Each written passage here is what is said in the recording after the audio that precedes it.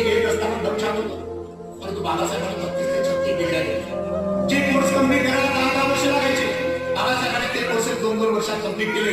कारण की आर्थिक परिस्थिती तेवढी. म्हणजे जेव्हा आपण म्हणतो की भारत देश बाबासाहेबांना मोठं करतो, तेव्हा कुठेतरी हाही विचार करावा लागेल की बाबासाहेब भारत देशाला नाही तर जगाला मोठं करण्याचं काम करतो किंवा सामर्थ्य फक्त बाबासाहेबांचं. म्हणजे एक नामदेव ढसाळ नावाची कवी आहे, ते म्हणतात की जे काही आम्ही आहे ते फक्त तुझ्या पुण्याने.